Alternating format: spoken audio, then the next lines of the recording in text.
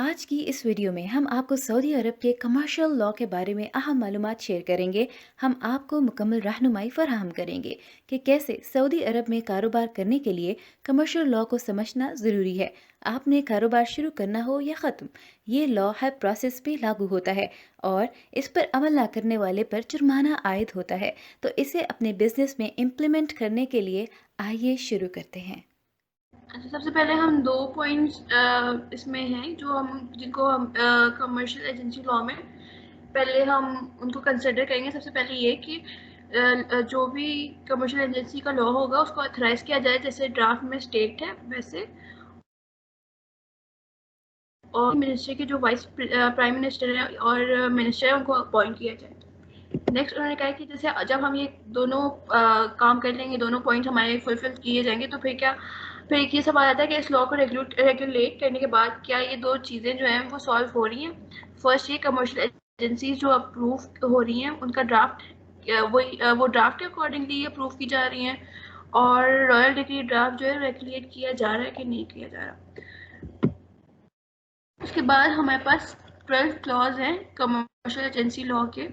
उसमें सबसे पहले हमारे पास आर्टिकल 1 है। आर्टिकल 1 में ये कहा गया है कि कोई भी नेशनल या कॉर्पोरेट एंटिटी सऊदीया के अलावा एज अ कमर्शियल एजेंट काम नहीं कर सकती केस में, और सऊदी कंपनी जो भी हैं एज अ कमर्शियल एजेंट जो भी एज अ कमर्शियल एजेंट काम कर रही हैं उनका कैपिटल कम्प्लीटली सऊदी होना चाहिए, और उन कंपनी के बोर्ड ऑफ डायरेक्टर्स के मेंबर्स और सारे ऑथराइज सिग्नेटरीज जो भी होते हैं वो भी सऊदी होने चाहिए। ठीक है।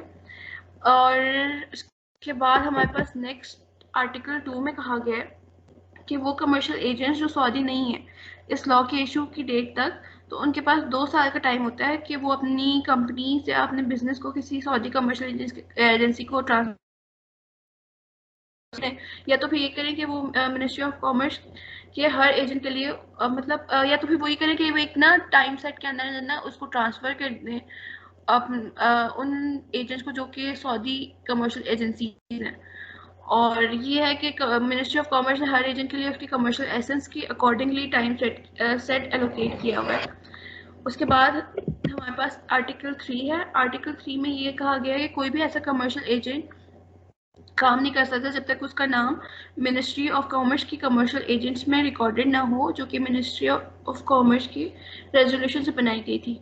और रजिस्ट्री में ट्रेडर का नाम और कंपनी का नाम, प्रोडक्ट्स का फॉर्म, अपॉइंटिंग कंपनी का नाम और अपॉइंटमेंट की डेट, अपॉइंटमेंट की लेंथ इंक्लूडेड होने चाहिए। आर्टिकल 4 में हमें ये बताया गया है कि किसी ने अगर ये लॉ फॉलो ना किया तो 50,000 रियाल से कम या 5,000 रियाल से ज़्यादा फाइन चार्ज किया जाएगा, और फाइन डिफेंडेंट के एक्सपेंसेस में भी पब्लिश किया जाएगा। और आर्टिकल 5 में कहा गया है कि रजिस्ट्रेशन फीस 5,000 रियाल पे फिक्स है, जो दोनों सऊदीज और नॉन सऊदी कंपनीज के लिए एक ही है। सेम रजिस्ट्रेशन फी उनको पे करनी होगी अपनी कंपनीज को रजिस्टर कराने के लिए। और आर्टिकल 6 में ये बताया गया कि कोई भी अगर ऐसे किसी मैन्युफैक्चरर के साथ कॉन्ट्रेक्चुअल रिलेशनशिप में एंटर होता है या लैंड ओन करेगा बिजनेस के लिए, चाहे वो एजेंट हो या डिस्ट्रीब्यूटर हो, तो उस पर कमर्शियल एजेंसी लॉ अप्लाई होगा। आर्टिकल पे उन्होंने कहा है कि एजेंट्स और मैन्युफैक्चरर्स सारे स्पेयर पार्ट्स और गुड्स को परमानेंटली सिक्योर करें और उनकी टाइमली मेंटेनेंस भी करवाएं और कंसिस्टेंट आउटपुट की गारंटी दें। आर्टिकल 8 में मिनिस्टर को चाहिए कि वो कमर्शियल एजेंसी लॉ को, एग्जीक्यूटिव रेगुलेशंस को ऑफिशियल गैजेट में पब्लिश करे। फिर 9 में ये है कि मिनिस्ट्री को चाहिए कि वो कॉन्ट्रैक्ट फॉर्म के कैसे के कॉन्ट्रैक्ट फॉर्म के सैंपल्स जो होते हैं वो एज अ गाइड बनाए, जिसमें जैसे कि जो भी नए एजेंट्स या डिस्ट्रीब्यूटर्स हैं उनके लिए, जिसमें सारे कॉन्ट्रैक्ट के सारे जितने भी इंपॉर्टेंट और नेसेसरी डाटा होते हैं वो इंक्लूडेड हो, जिसमें हमारे पास पार्टीज, प्लेस और period, location, renewal, termination conditions, party की कंज्यूमर के लिए ऑब्लिगेशन, सिक्योरिटी और मेंटेनेंस स्पेयर पार्ट्स की सब कुछ आ जाता है। नेक्स्ट उन्होंने ये कहा था कि मिनिस्ट्री के रेजोल्यूशन के अकॉर्डिंगली एक 3 मेंबर्स का पैनल कॉन्स्टिट्यूट किया जाए जो कि सारी पेनल्टीज को अप्लाई करे जो भी कमर्शियल एजेंसी से रिलेटेड होंगी। पैनल जो भी डिसीजन लेगा वो 15 डेज के अंदर अंदर अपील किया जा सकता है, वरना डिसीजन फाइनल होगा।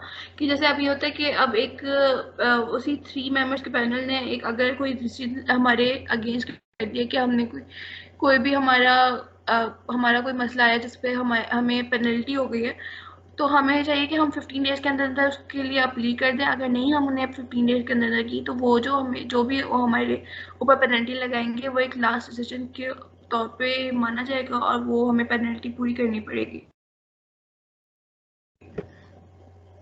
फिर लास्ट आर्टिकल में उन्होंने कहा है कि ये लॉ डेट ऑफ पब्लिकेशन के 3 मंथ्स के अंदर अंदर इन्फोर्स किया जाए।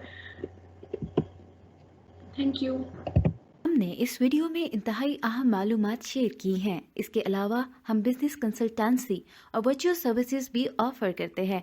हम 8 मुल्कों में काम करते हैं और बिजनेस की बुनियाद रखने से लेकर लीड जनरेट करने तक के सफ़र में आपके साथ साथ रहते हैं। मज़ीद मालूमात के लिए आप हमारी वेबसाइट भी विजिट कर सकते हैं www.pefconsulting.com या व्हाट्सएप कर सकते हैं 00971 565 499 या ईमेल कर सकते हैं info@pefconsulting.com।